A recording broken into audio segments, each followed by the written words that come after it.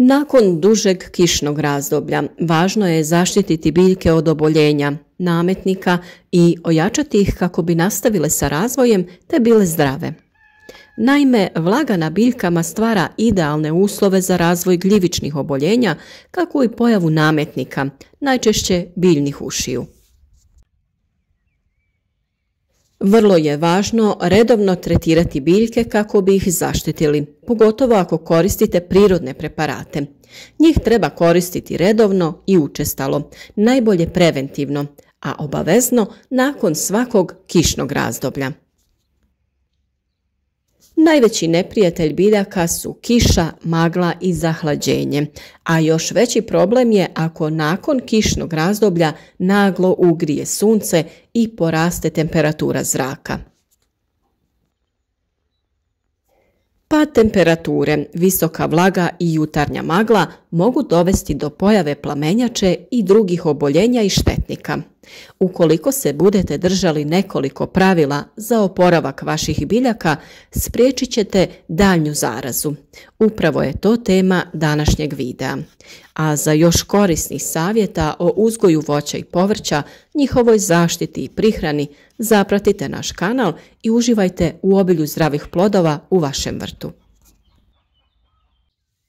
Kiša koja nam je stigla proteklih dana, a ponegdje će padati i u sljedećim danima, donijela je osvježenje kako za ljude, tako i za biljke, što je u jednu ruku dobro, pogotovo za tek presađene biljke kako ih ne bi pržilo jako sunce. No, pad temperature, visoka vlaga i jutarnja magla mogu dovesti do pojave raznih bolesti, što nikako ne ide na ruku vrtlarima i uzgajivačima voća i povrća. Prvi simptom plamenjače je pahuljasta ili brašnasta gljivica koja se razvija sa donje strane listova plodonosnog povrća. Na njegovoj gornjoj strani pak javljaju se žute ili smeđe mrlje. Stariji listovi su obično najjače zahvaćeni. Biljka pod njenim utjecajem postaje kržljava i osjetljiva na sekundarne infekcije, kao što je primjerice siva plijesan. Optimalna temperatura za razvoj plamenjače je oko 20 stepeni, te visoka vlažnost zraka. Ako ju primijetite, prvo što trebate uraditi jeste ukloniti oštećeno lišće te ga iznesite iz vrta kako se bolest ne bi širila dalje. A prvo i osnovno što je potrebno jeste da prihranite vaše biljke.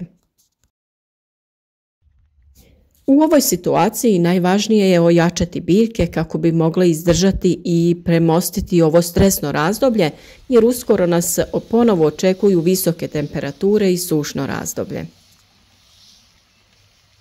Dakle, prvenstveno je potrebno biljke prihraniti, čak 2 puta sedmično, a što možete učiniti sa ekološkim hranjivima i pripravcima na bazi biljaka, kao što su kopriva, gavez, te možete koristiti kvasac ili mlijeko, prirodni, NPK i sl. Možete ih saliti ili pak prskati po lišću, to jest folijarno prihraniti, a prihranu obavljajte nakon svake kiše.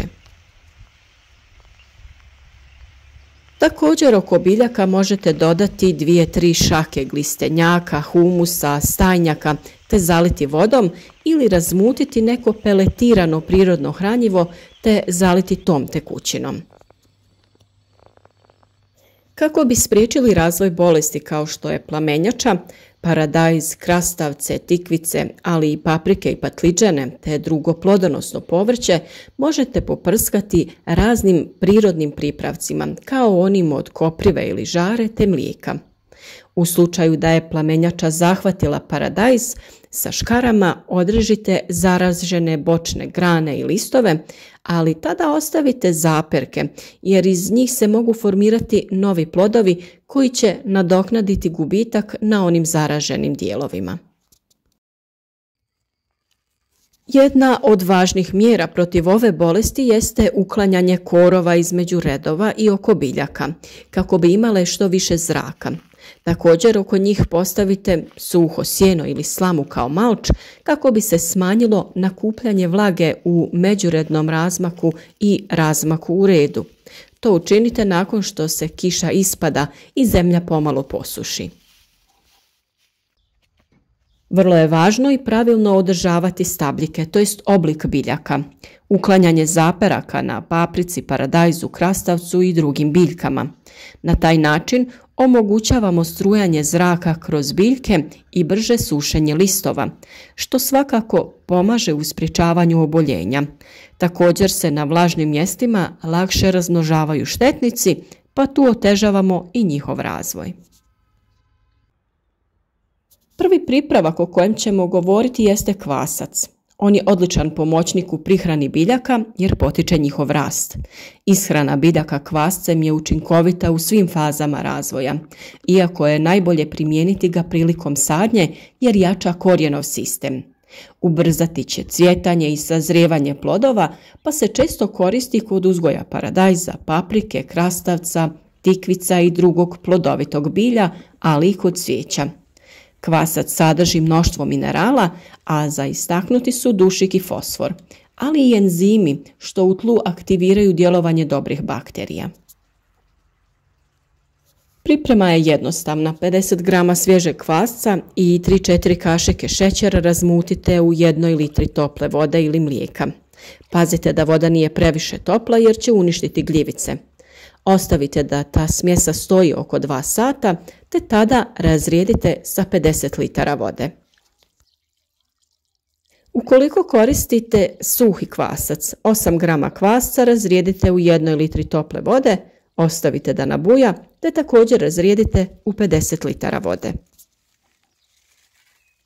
Tu je naravno i neizostavna žara ili kopriva, kako ko želi da je nazove.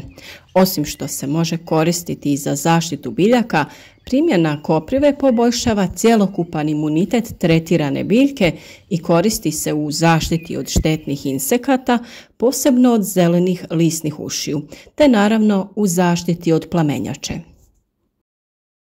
Za pripremu sredstva od žare ili koprive potreban nam je 1 kg žare na koji se dodaje 10 litara vode. Možete je narezati na sitnije komade i jednostavno prekriti sa vodom. Nakon 24 sata žareće tvari iz koprive se razgrađuju i zbog toga se insekticid koristi nakon 12 do 24 sata od potapanja biljke. Ukoliko ostavite da stoji duže, tada više nije pogodna za tretiranje protiv nametnika, nego samo kao prihrana. Nakon 12 do 24 sata potrebno je procijediti ovu otopinu i nerazrijeđenu možete odmah koristiti kao insekticid na vašim biljkama. Ostatak tekućine spremite na tamno i hladno mjesto te koristite redovno barem jednom sedmično. Za sredstvo za zaštitu od oboljenja poput plamenjače upotrijebite 1 kg koprive bez korijena i potopite u 10 litara vode. Ostavite neka stoji 10 do 15 dana u sjeni, najbolje na oko 18 stepeni Celzijusa. Promješajte svaki dan, a otopina će se zgušnjavati i promijeniti boju u smeđu.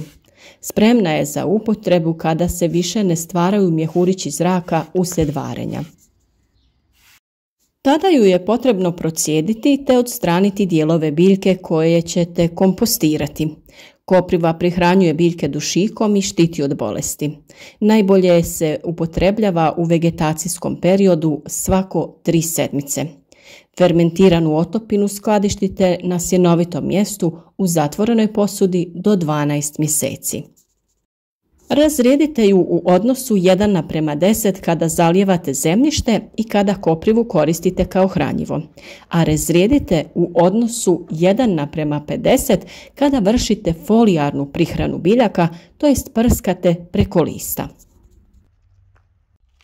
Sa druge strane, soda bikarbona je još jedan siguran i učinkovit prirodni pripravak koji se može uspješno koristiti u vrtu za borbu protiv određenih štetnika, bolesti i korova. Ne šteti ljudima, biljkama, biljnim proizvodima i korisnim insektima, uključujući i pčele.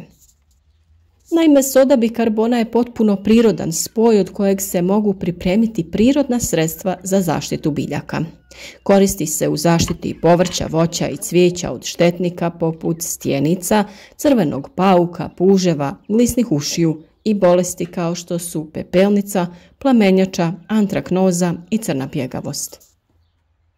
Najjednostavnije sredstvo koje lako sami možete napraviti jeste da 50 grama sode bikarbone rastopite u 10 litara vode. Prskanje takvom otopinom se preporučuje svakih 7 dana, posebno nakon kiše jer vlaga pogoduje razvoju gljivičnih bolesti. Pripravak u kombinaciji sa mlijekom pravi se tako da se u 1 litru mlijeka doda 1 velika kašika sode te umješa u 10 litara vode. Ako primijetite tragove plamenjače na biljkama, reagujte odmah, jer će se u suprotnom bolest vrlo brzo širiti. Ovo sredstvo djelotvorno je i kod plamenjače krompira, ali i protiv krompirove zlatice, jer one i njihove ličinke ne mogu probaviti mlijeko. Mlijeko djeluje zahvaljujući svojim antibiotskim svojstvima. Koristi se obično kravlje ili kozije mlijeko koje treba pomiješati sa vodom u omjeru 1:10, na primjer 1 decilitar mlijeka na 1 litru vode. Tom mješavinom poprskate listove sa svih strana, posebno odozdo, također jedanput u 7 dana. Mlijeko je inače odlično hranjivo za vaše biljke, pa ovom mješavinom svako toliko možete i zaliti vaše biljke u vrtu. Svakako je najbolje da probate nabaviti domaće svježe mlijeko, a kao zamjenu možete koristiti i svježe mlijeko iz trgovine, bitno je da nije termički obrađeno. O svim ovim preparatima imate i posebne video savjete gdje je sve detaljno objašnjeno kako da ih koristite i kako da ih pripremite, pa ih možete potražiti na našem kanalu.